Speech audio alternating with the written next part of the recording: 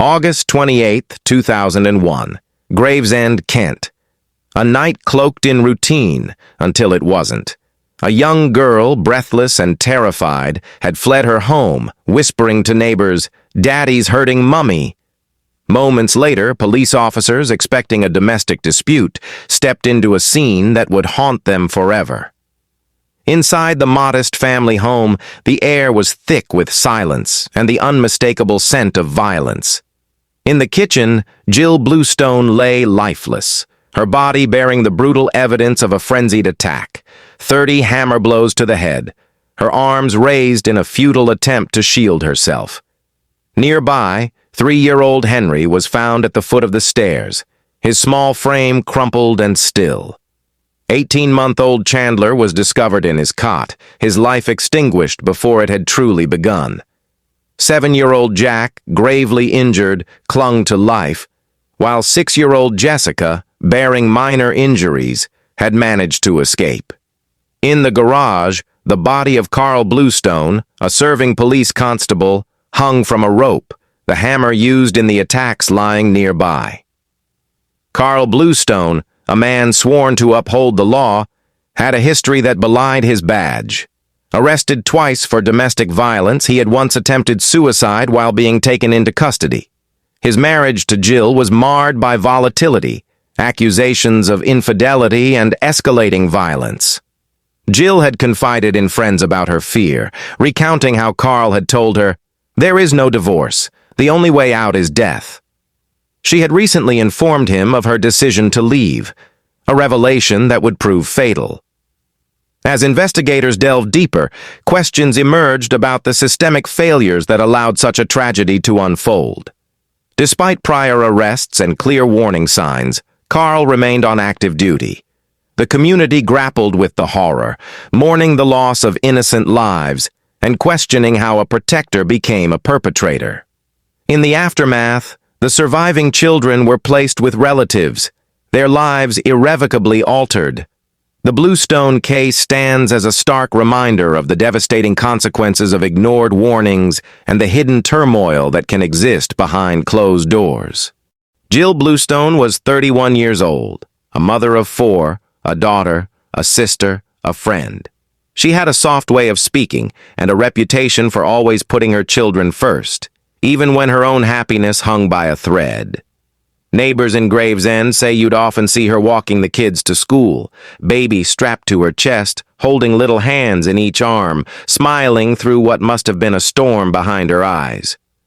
But what the outside world saw, tidy clothes, packed lunches, birthday balloons, was a mask she wore daily. Underneath it all, she was a woman trapped in a cage that looked like a home. Jill met Carl Bluestone when she was just 16. He was a few years older, confident, charming, driven, a young police constable rising fast in Kent Police. She was drawn to his authority, his presence, the way he made her feel protected. But over time, that protection turned to control. Friends later recalled how Jill slowly stopped seeing people. First it was subtle, excuses, cancellations. Then it became routine. She missed birthdays, stopped returning calls. Her world narrowed to the 4 walls of their home, and the moods of the man inside them.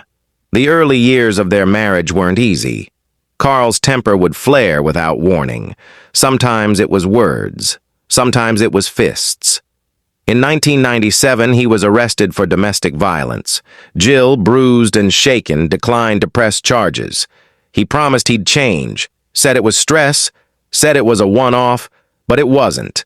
In 1999, he was arrested again for a second violent attack. This time, he attempted to take his own life as he was being taken into custody. Despite both incidents, despite the clear signs of escalating danger, Carl was allowed to keep his badge. The job that gave him status, power, and, most dangerously, a way to shield his rage behind the authority of a uniform. Jill stayed. Maybe because she loved him. Maybe because she was afraid. Maybe because she thought it would be worse if she left. But she wasn't silent. In private, she told friends she was scared, that Carl had threatened her life more than once, that he said, "If you ever leave me, I'll kill you." She even documented some of the abuse. She kept notes, took pictures. She tried, in her own quiet way, to prepare. And when she finally told Carl she was leaving, just weeks before the attack, he knew she meant it. She had packed bags, made arrangements. She had been in touch with a domestic violence service. She had said goodbye to the future she'd once imagined, and was finally trying to build one without him.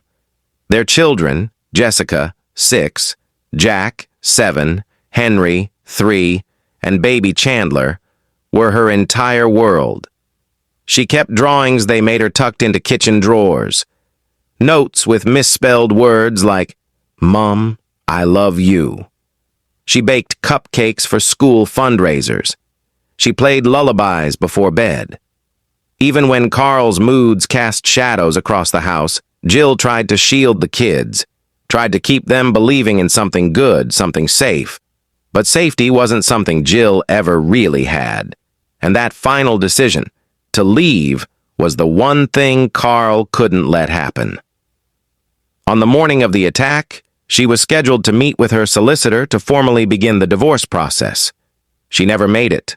Her story is written in the margins of police reports that were ignored, in the bruises that faded before the truth could be seen, in the friends who still wonder if there was more they could have done. Jill Bluestone wasn't just a victim of violence. She was a woman failed at every level, by the system, by those meant to protect her, and by a culture that too often looks the other way until it's too late. The house on Sunny Hill Road looked ordinary. Red brick, white trim, a swing set in the back garden. But inside, on the morning of August 28, 2001, it became a place of unspeakable horror. A place where 4 lives were stolen in the span of minutes by the very man who was supposed to protect them. The crime scene Carl Bluestone left behind didn't just tell a story, it screamed it. The first officer on the scene was expecting another routine domestic call, one of many that day. But as he stepped through the door, something felt wrong. The hallway was too quiet. No shouting, no crying, just the soft buzz of a television somewhere in the background, and the faint metallic smell that stopped him cold. That's when he saw the blood, spattered against the walls, pooling across the floor, tracking through the rooms like footsteps made by something no longer human. In the kitchen, Jill Bluestone's body was found first. She had been cornered, trapped with nowhere to run. The walls bore the streaks of her final moments, her handprints, her blood, her fight. The forensic report noted 30 separate blows to her head, most of them delivered with force strong enough to fracture bone. She had defensive wounds on her arms and wrists, proof that she tried to protect herself. But there was no protection from what Carl brought into that room. A hammer. A household tool turned into a weapon of annihilation. Her blood was found not only on the floor, but high up on the walls, and even the ceiling. The spatter analysis painted a picture no one wanted to see, of rage without pause, of brutality unleashed with terrifying purpose. Near her feet, a kettle lay overturned, water still warm. She may have been making tea when he struck, or maybe she never saw it coming at all. Down the hallway, the horror continued.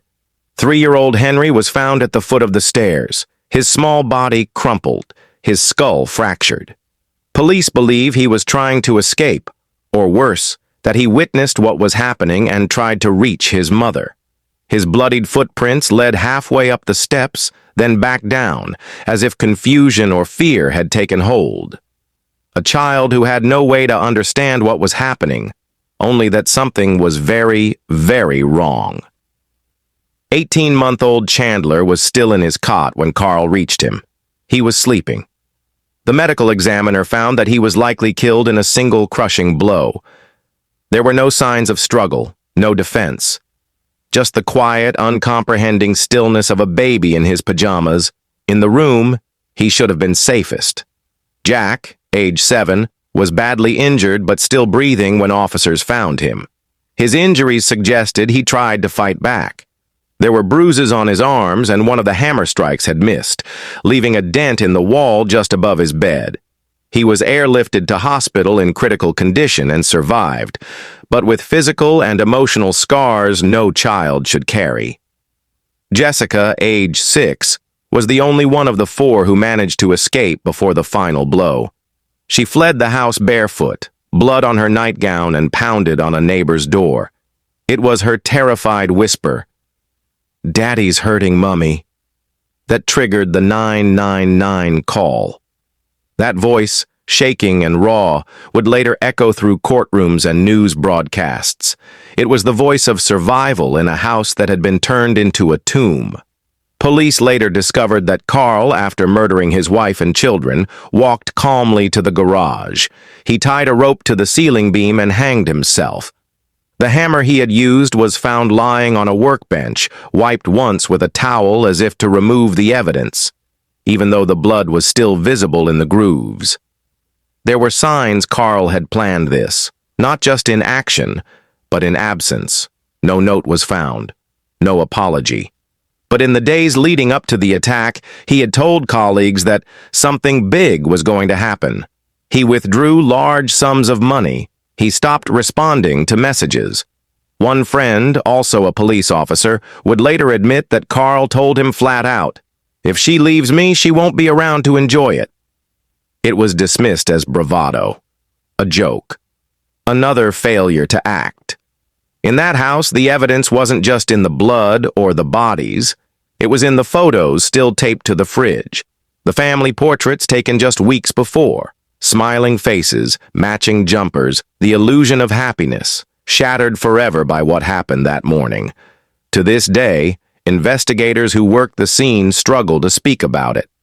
One veteran detective said, "I've seen war zones less violent."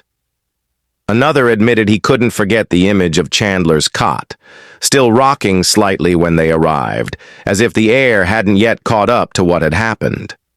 The Bluestone home was later demolished. The lot where it stood remains empty.